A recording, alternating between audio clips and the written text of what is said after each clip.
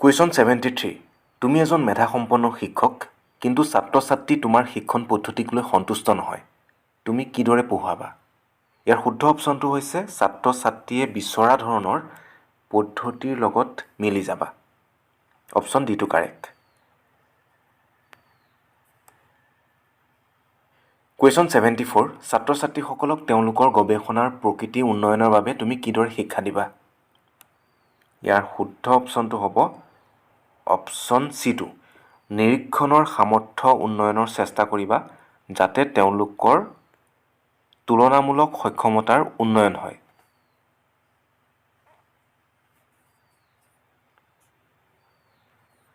question 75 তোমাৰ বিষয়টোৰ ফলপ্ৰসূ শিক্ষণৰ বাবে তুমি কি কৰিবা ইয়াৰ শুদ্ধ অপশ্যনটো হ'ব শ্ৰেণীত তেওঁলোকক কাম কৰিবলৈ দি আৰু নিৰীক্ষণ কৰি অপশ্যন ডিটো কাৰেক্ট কুৱেশ্যন 76 শ্ৰেণীত পাঠদান কৰাৰ আগেয়ে নতুন শিক্ষক হিচাপে তুমি কি কথা জানি ল'বা ইয়াৰ শুদ্ধ অপশ্যনটো হ'ব প্ৰত্যেক ছাত্ৰ ছাত্ৰীক ব্যক্তিগত নিৰ্দেশনা দিবা অপশ্যন ডিটো কাৰেক্ট কুৱেশ্যন 77 1942 চনত চেলডনে মানুহক ব্যক্তিত্বৰ দিশত তিনি ভাগত ভগাইছিল সেই ভাগকেইটা কি কি আছিলে গোলাকাৰ আয়তাকাৰ দীৰ্ঘায়ু কুৱেশ্যন 78 ব্যক্তিয়ে নিজকে সুবিধাজনক আৰু সন্তোষজনকভাৱে খাপ খুৱাই ল'ব পাৰিলে ব্যক্তিত্বৰ বিকাশ বাধামুক্ত হয় অপশ্যন বিটো কাৰেক্ট কুৱেশ্যন 79 আচৰণৰ সংশোধন কাৰ্যই হ'ল শিক্ষণ কুৱেশ্যন 80 শিক্ষানুষ্ঠানত শিশুৰ প্ৰধান অনুকৰণীয় ব্যক্তি হ'ল শিক্ষক কুৱেশ্যন 81 শিক্ষণৰ প্ৰধান উপাদান হ'ল তিনিটা কুৱেশ্যন 82 তলৰ কোনটো শিক্ষণৰ উপাদান নহয় সামাজিক উপাদান এইটো শিক্ষণৰ উপাদানত নপৰে কুৱেশ্যন 83 শ্ৰেণীকক্ষৰ পৰিৱেশ নেতিবাচক হ'লে শিশুৰ শিক্ষণ কাৰ্য ব্যাঘাত জন্মে কুৱেশ্যন 84 শিক্ষণৰ নীতিসমূহৰ উদ্ভাৱক আছিল থৰ্ণ্ডাইক কুৱেশ্যন 85 তলত দিয়া কোনটো শিক্ষণৰ প্ৰধান নীতি নহয় ব্যৱহাৰৰ নীতি অপশ্যন এটো কাৰেক্ট কুৱেশ্যন 86 শিক্ষাত পুৰস্কাৰ আৰু শাস্তিৰ নিয়ম প্ৰণয়ন কৰাৰ মূলতে ক'ব পাৰি ফলাফলৰ নীতিক অপশ্যন চিটো কাৰেক্ট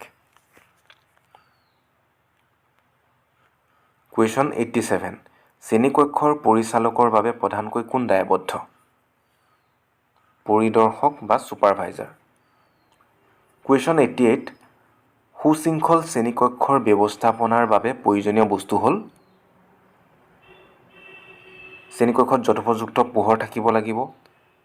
শ্ৰেণীকক্ষত ভেণ্টিলেশ্যন থাকিব লাগিব শ্ৰেণীত বহাৰ বাবে প্ৰয়োজনীয় ব্যৱস্থা কৰিব লাগে এই আটাইকেইটা শুদ্ধ ওপৰৰ আটাইকেইটা অপশ্যন ডিটো কাৰেক্ট কুৱেশ্যন 89 ছাত্ৰ ছাত্ৰীয়ে অবাঞ্ছিত ব্যৱহাৰ কৰিলে শিক্ষকে মনস্তত্বৰ আৱশ্যকীয় কৌশলৰ সহায় ল'ব কুৱেশ্যন 90 শ্ৰেণীৰ অৱসৰৰ সময় কটাবলৈ শিক্ষকে কিছুমান কাম কাজ দিব হোমৱৰ্ক দিব পাৰে কুৱেশ্যন 91 শিক্ষক হ'ল এজন বন্ধু পথ প্ৰদৰ্শক বিশ্বাসী উপদেষ্টা সহায়ক ইয়াৰ ভিতৰত পথ প্ৰদৰ্শক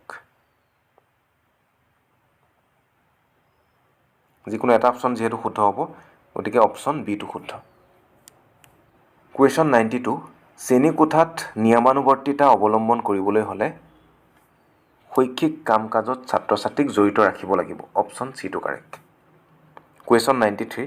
শ্ৰেণীকক্ষত কোনো নিয়ম নীতি নাথাকে যেতিয়া ছাত্ৰ ছাত্ৰীক একো কাম কৰিবলৈ দিয়া নহয় অপশ্যন বিটো কাৰেক্ট কুৱেশ্যন 94 পাঠদানৰ সময়ত যদি পাঠটো পুনৰ আওৰোৱা হয় তেতিয়া ই ছাত্ৰ ছাত্ৰীক পাঠটো মনত ৰখাত সহায় কৰে অপশ্যন ডিটো কাৰেক্ট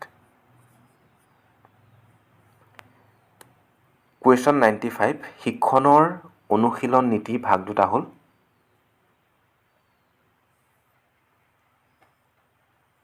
অনুশীলন নীতি বুলি কৈছে গতিকে ব্যৱহাৰ আৰু অব্যৱহাৰৰ নীতি অপশ্যন এটো কাৰেক্ট কুৱেশ্যন 96 শিকা কথাবোৰৰ স্থায়িত্ব নিৰ্ভৰশীল অনুশীলনৰ ওপৰত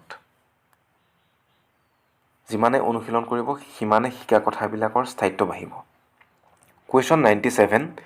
যেতিয়া কোনো বান্ধোন কৰ্ম কৰিবলৈ সাজু হৈ থাকে সেই কৰ্মই সন্তুষ্টি দিয়ে আৰু যদি সাজু হৈ নাথাকে তেন্তে সেই কৰ্মই বিৰক্তিকৰ কাৰণ হৈ পৰে থৰ্ণডায়েকে শিক্ষণৰ কোনটো নীতিৰ ক্ষেত্ৰত এই সংজ্ঞাটো আগবঢ়াইছিলে এইটো আছিলে প্ৰস্তুতিৰ নীতি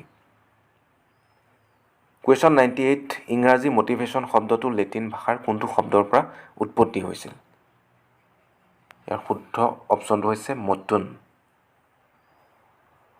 কুৱেশ্যন 99 ব্যক্তিৰ অন্তৰত উদ্যমৰ সৃষ্টি কৰি কৰ্মত পবিত্ৰ হ'বলৈ প্ৰেৰণা যোগায়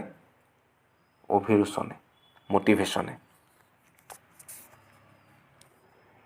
কুৱেশ্যন 100 থৰ্ণডায়েকে শিক্ষণৰ মুখ্য নীতি তিনিটাৰ উপৰি শিক্ষণৰ গৌণ নীতিৰ কথাও উল্লেখ কৰিছিল গৌণ নীতি কেইটা আছিলে 5টা কুৱেশ্যন 101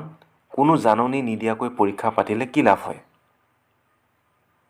ই ছাত্ৰ ছাত্ৰীক সদায় অধ্যয়নৰত থাকিবলৈ সহায় কৰে অপশ্যন চিটো কাৰেক্ট কুৱেশ্যন 102 শিক্ষণৰ সময়ত যদি কোনো ছাত্ৰই ছবি আঁকি থাকে তেন্তে কিছুমান নিৰ্দেশ দি তুমি তেওঁক ক্ষমা কৰিবা অপশ্যন বিটো কাৰেক্ট কুৱেশ্যন 103 শিকিবৰ বাবে ব্যৱহাৰিক জ্ঞান কিয় উপযুক্ত উপায় অপশ্যন এটো কাৰেক্ট ই ছাত্ৰ ছাত্ৰীক সক্ৰিয় কৰে কুৱেশ্যন 104 গেছলেটৰ সূত্ৰটো কি গেছলেটৰ সূত্ৰটো হৈছে এটা বিষয়ৰ অধ্যয়নে অন্য বিষয়ৰ অধ্যয়নত প্ৰভাৱ পেলায় অপশ্যন এটো কাৰেক্ট কুৱেশ্যন 105 সোধা প্ৰশ্নবোৰ স্পষ্ট আৰু সহজ হ'ব লাগে তলত উল্লেখ কৰা কোনটো প্ৰশ্ন স্পষ্ট আৰু সহজ নহয় অপশ্যন চিটো হ'ব মহাভাৰতৰ বিষয়ে তুমি কি জানা কুৱেশ্যন 106 শ্ৰেণীকোঠাত আবৃত্তি আৱশ্যকীয় কাৰণ ইয়াৰ দ্বাৰা উচ্চাৰণ শুদ্ধ হয় অপশ্যন ডিটো কাৰেক্ট কুৱেশ্যন 107 শ্ৰেণীকোঠাত এজন শিক্ষকক আৱশ্যক ব্লেকবোৰ্ডৰ কুৱেশ্যন 108 শিকনৰ অৰ্থ কি অভিজ্ঞতাৰ দ্বাৰা ব্যৱহাৰ পৰিৱৰ্তন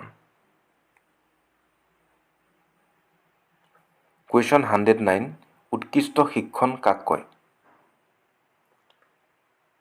শিক্ষক আৰু ছাত্ৰৰ মাজত এক আন্তঃসংযোগ স্থাপন কৰা অপশ্যন চিটো কাৰেক্ট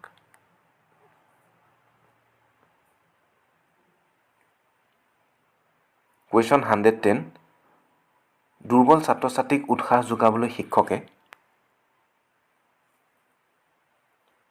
অপশ্যন এটো কাৰেক্ট আন্তৰিক প্ৰেৰণা দিব আৰু তেওঁলোকক ভাল কাম কৰিবলৈ ক'ব